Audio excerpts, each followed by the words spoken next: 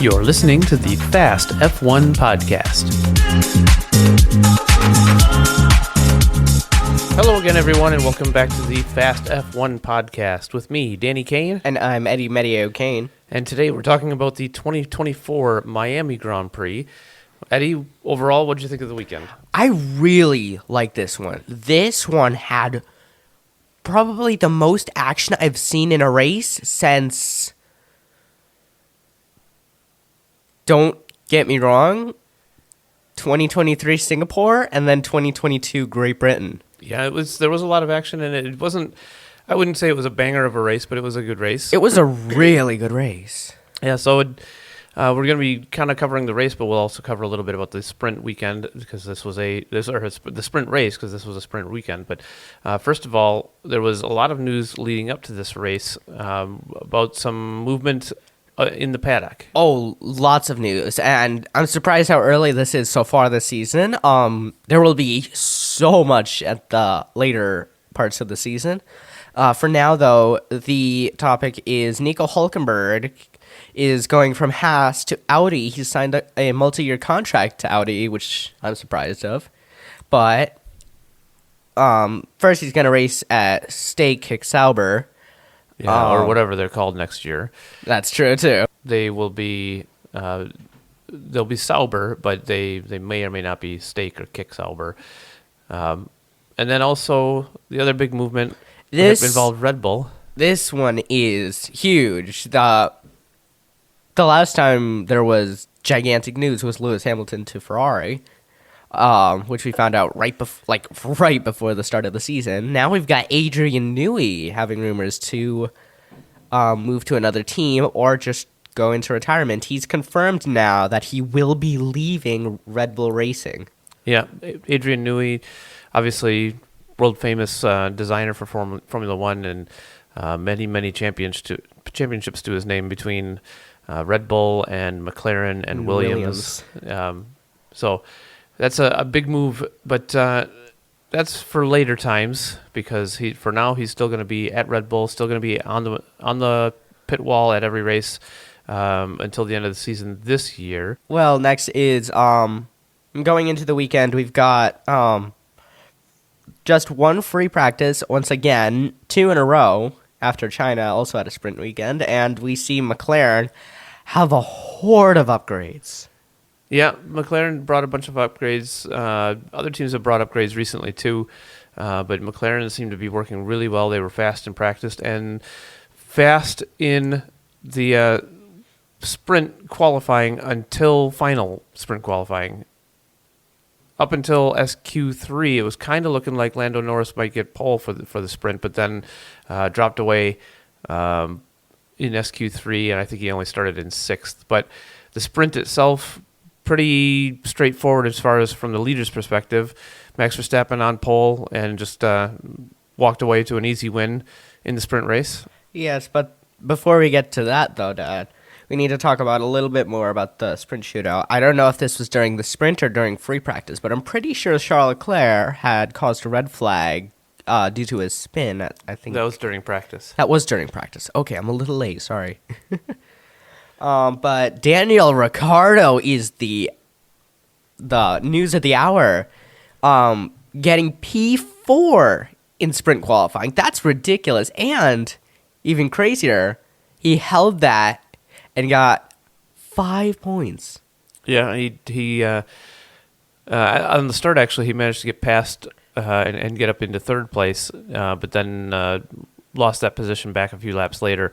But he held on to 4th the remainder of the sprint, and good points for him, good points for RB for the sprint, and so that was good to see from him. And then really the only other thing that happened during the sprint that was interesting, other than Lando Norris's retirement due to a 4-way car pileup, or not car pileup, but like a chain reaction, let's say. Yeah, in the start. Between Fernando Alonso, Lance Stroll, in other words, the 2 Aston Martins, Lewis Hamilton, and the outcome was Lando Norris and Lance Stroll had to retire. Yeah, 4 into 1 didn't go. No, it did not. Lewis Hamilton said on the radio he saw a gap and he went for it, I completely see that is a totally legal thing to say. He did not get away I think it was a bit of a cheeky move. with the penalty. He went into that gap, but it was always going to close up, and the fact that he didn't get any damage out of it and no contact with Alonso, he's kind of a lucky boy that way. Oh, definitely. And he didn't even get a penalty either, which I kind of think is a little strange. I would have given him something because even though he saw, as he said, he saw a gap and he went for it, I still think that was a little crazy. This is lap 1, turn 1. Yeah, no one hard to give is him a supposed penalty. to do that. Would have been hard to give him a penalty when he wasn't involved in the contact, though. So then in the sprint race, Hamilton, the rest of the race, had quite a battle with the Haas of Kevin Magnussen. Yeah, and not just the sprint race, with the actual race too, right? Well, Magnussen had another incident in the Grand Prix, but in the sprint race, his battle with Lewis Hamilton, he went off track a couple times. He was battling hard with Lewis Hamilton and ended up getting several penalties as a result of it. I think in total he had 30 or 40 seconds worth of time added onto his race. It's like Saudi Arabia again. He's really pushing with the steward right now. Yeah. And then the same thing happened with the race, but more on that in a moment. Well, and as a result of that, he got several penalties. He got a bunch of penalty points added to his license. So he went into the race, the full race, on I think 8 penalty points on his super license, and then like we're going to get to, he ended up with a few more by the end of the weekend. Yep. So then we fast forward to qualifying, and Ricciardo knocked out in Q1 despite being in P4 the day before. He did. Yeah, it was ridiculous. He started P4, finished in P4 for the sprint and sprint qualifying, or sprint shootout it is now, isn't it? Yeah, the sprint qualifying was last qualifying year. Is now the sprint shootout. Yeah, I think you're right. That confuses me. It really does. I don't like this new layout. I didn't like the original sprint layout. I really don't like it way more now, though. It's like Formula 2. I don't like it. Yeah, so not a good qualifying for Ricciardo. Norris didn't qualify as well as I might have expected, given the pace that they had. Yeah, Ricciardo, even though he started P4, finished P4 for sprint, he did qualify, I think, 17th or 18th. But if you remember from our last episode, in China, he got a 3-place grid penalty for causing a collision with Lance Stroll, which dropped him to last place. Yeah, so he started last. So 16 places lower. Yep. So Ricciardo, poor qualifying.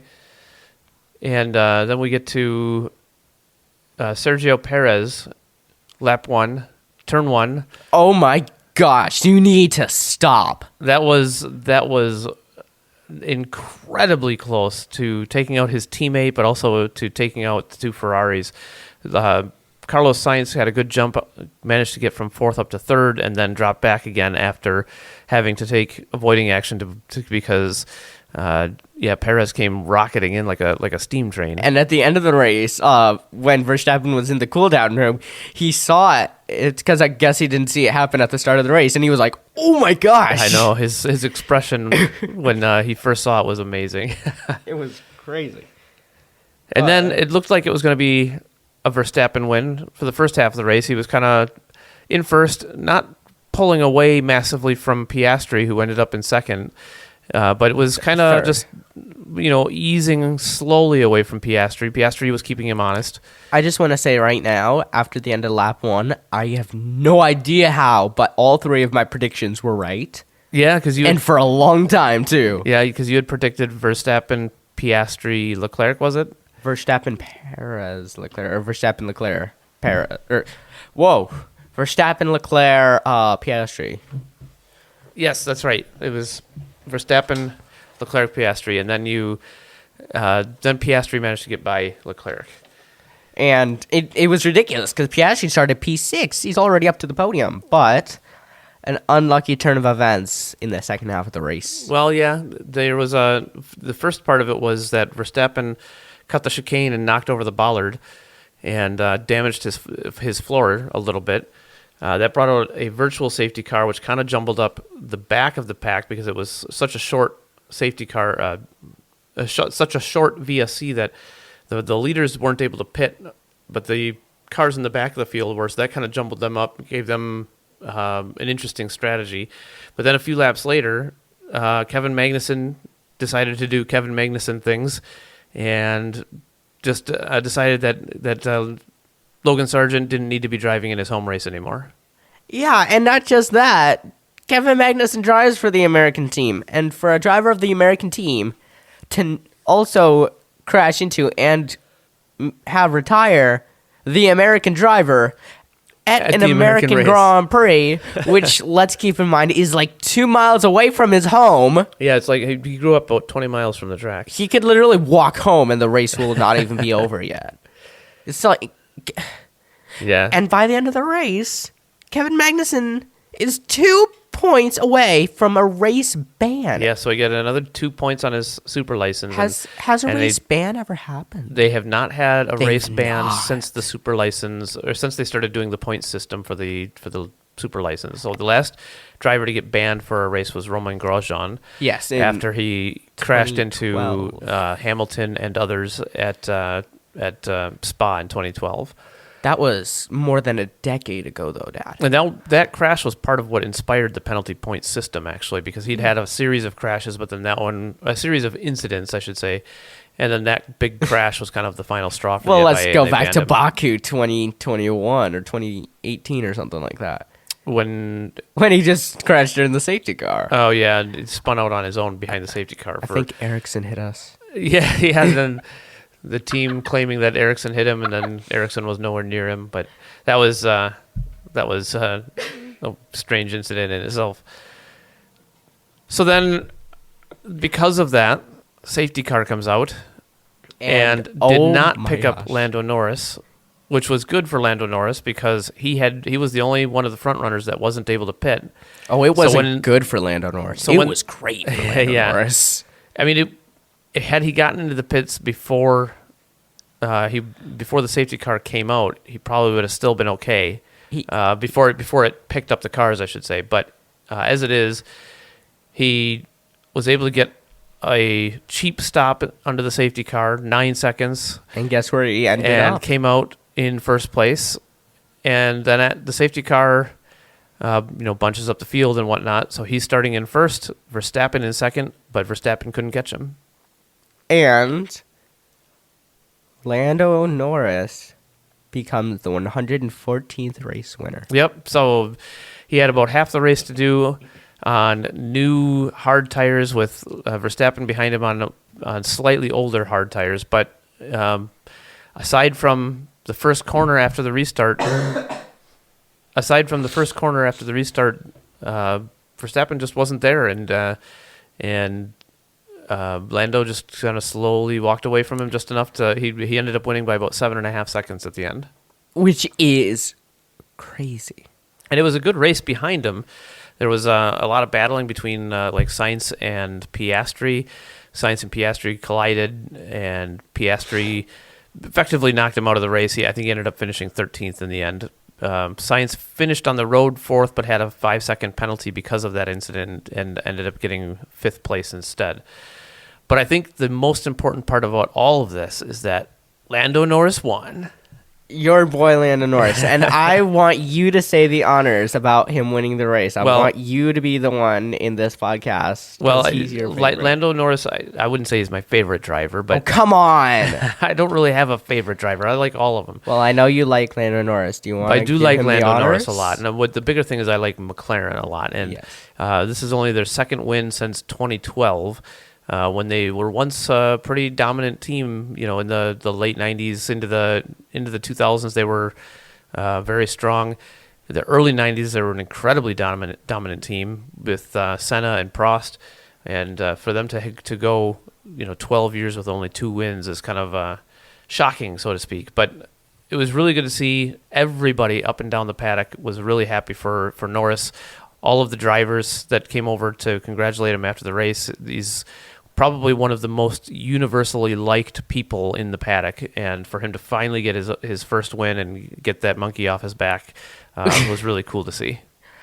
Do you want to give him the honors and tell him that he's a race winner from our point of the podcast? Yeah, it's true. Lando Norris, race winner.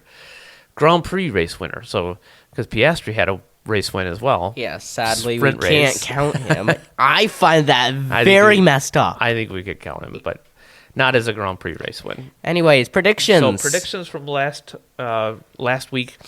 You had predicted, we just talked about that already, you had predicted Verstappen, Leclerc, Piastri, and for a little while at the beginning of the race, that was looking pretty good. So close. But Verstappen finished second, Leclerc finished, I believe, third, Yes. and Piastri was, somewhere like 13th. So none of those were right. I had predicted Verstappen, Perez, Leclerc, and going into the race, I was feeling pretty confident that I was right about that because Verstappen was on pole. Oh, he really Leclerc felt was second and Perez was third, or maybe fourth. But I felt that Perez would have the pace to get by. And And after lap one, you knew you were wrong. well, if you pause the race and finish it in the braking zone leading into turn one, I was right. But no, instead, Verstappen finished second. Perez was fourth after Sainz's penalty, and Leclerc got third. So I got third place right, but pretty far off. Finally! Well, I'd gotten two right in a row where I had every position right in the top three, but it was bound to happen that I wouldn't get one right. But I'm very confident that this next race I'm going to definitely have right. All three of them. Well, considering how close I was compared to you today. Well, I think you were probably closer than I was, but anyways, we are going to be marking, next episode is going to be the 30th anniversary, actually the horrorversary technically, of the Black Weekend at Imola. Yeah, the weekend when Roland Ratzenberger and Ayrton Senna both passed away. Also, where Rubens Barrichello had his massive crash. Didn't he break his nose in that crash? He broke his nose. He swallowed his tongue. Oh, yeah, that's right. He had to be resuscitated on track, too. It was crazy. It was probably, as a lot of people know, 1994, the worst weekend, the worst season in history.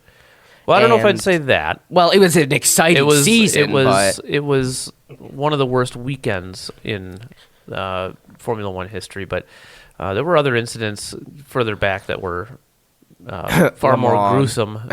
When Wolfgang von Trips died, he and 15 spectators. I've never seen that crash, actually. Well, that's because it was 1960. Well, they have the 1955 Le Mans like Grand Prix incident. Yeah, and that was a pretty horrible That was one, the too. worst. 81 spectators died. Yeah.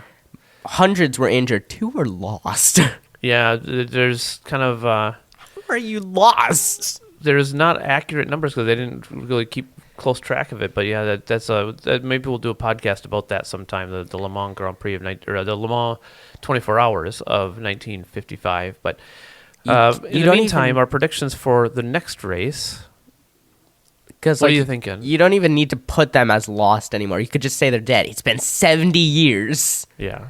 But anyways, my predictions are going to be Max Verstappen because he's got a history at winning this track. Yeah, okay. Charles Leclerc also is really good at this track, so I'm going to put him in second. But I'm going to say Carlos Sainz gets third. I'm not too confident about McLaren yet. We've only seen them at one race. We need to see where they place at other races. If they're good at other races, that means that they're good throughout street circuits and... Well, I think that McLaren has found their feet, and they're going to be dominating from now on. So first is going to be Norris, second's going to be Norris, and third's going to be Norris. Oh, my gosh. You're so wrong All right, this weekend. fine. No, lock that in. Lock it in. It's going to be Norris, Piastri, Norris. Lock it in. No, but for real... Let's have you lose. But for real, I'm thinking that Verstappen will be back up on top again, and it'll be... I think Perez is going to be strong. I'm thinking that he's going to try and get back to the front. I think he's just starting to have... what I'm worried about with Perez is that he's starting to slip back further behind Verstappen like he did at this point in the season last year. Well, not at this point. Like a couple of races later. Well, the middle part of the season last year, he was way off the pace, and I'm worried that that's starting to happen again. So, I think he's desperate at this point. Well, he's I think either we gonna- saw that at Miami. I think with Perez this week, he's going to either be way off the pace and he'll be miles behind, and down in 5th or 6th, something like that, and Verstappen dominating the race, or he'll be right with Verstappen the whole way and he'll get second. So I'm going to say Verstappen and Perez first and second, and I am going to have confidence in the McLaren pace, and I'm going to say that Norris will be back up on the podium in 3rd. Really? Yeah. Risky. We've And only seen them Piastri will be at once. 5th. I'll put that as a bonus prediction. How about that? Ooh, okay. I don't know who's going to be in 4th, but Piastri would be 5th. If you get all 4 of those right, that's worth 2 points. But if you get one of them right, you don't get any points. Okay, sounds good. So that's going to do it for our 2024 Miami Grand Prix race review. This has been the Fast F1 podcast with me, Danny Kane. And I'm Eddie Meteye-O'Kane. Thanks for listening. We'll see you next time. Bye.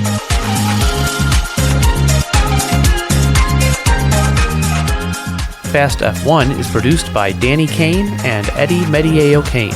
All rights are reserved. Music is performed by Alex